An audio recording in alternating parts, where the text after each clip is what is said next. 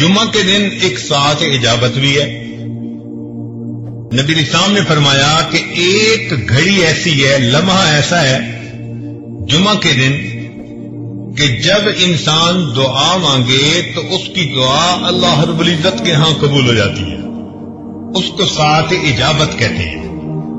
بعض علماء نے فرمایا کہ جب امام خطبہ دیتا ہے تو دو خطبوں کے درمیان جو توقف ہے، تھوڑا سا وقوف کرتا ہے، وہ جو وقفہ ہے وہ ساعت اجابت ہے، اس میں دعا کرے تو قبول ہوتی ہے.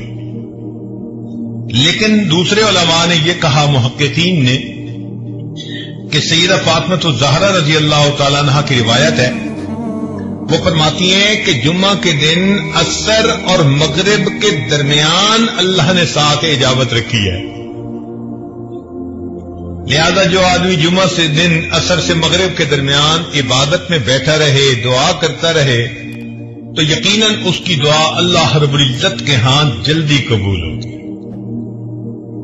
ویسے بھی جمعہ کے دن عصر کے بعد اپنی جگہ پر بیٹھے ہوئے ایک درود شریف پڑھے، اللہم صلی علی سیدنا محمد النبی الامی وعلی آلہ وسلم تسلیما، تو 80 مرتبہ پڑھنے پر اللہ تعالیٰ 80 سال کے گناہوں کو معاف فرما دیتے ہیں.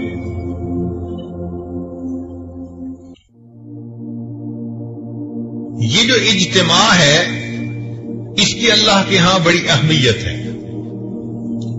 اس کی دلیل ساری دنیا میں اربوں مسلمان ہیں، لیکن اپنی اپنی جگہ سب دعا مانگتے ہیں. ان کی دعا پر قبولیت کا وعدہ نہیں ہے اللہ کی طرف سے،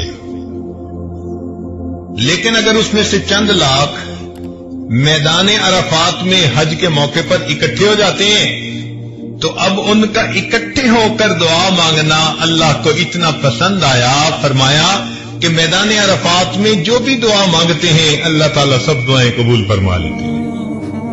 تو یہ مل کر مانگنا بھی اللہ کے ہاں ایک مقام رکھتا ہے.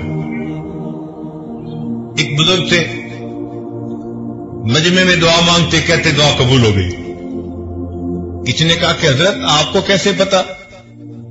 فرمایا بھئی اتنے لوگ اگر کسی دنیا دار کے دروازے پہ پہنچ جائیں اور اس سے ایک چونی مانگے تو وہ اتنے ہزاروں لوگوں کو چونی دے کے بھیجے گا یا خالی؟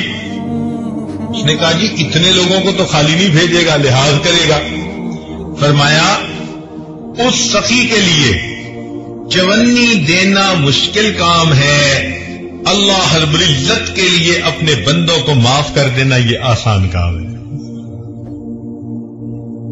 گنہگاری میں کب تک عمر کاٹوں، بدل دے میرا رستہ دل بدل دے.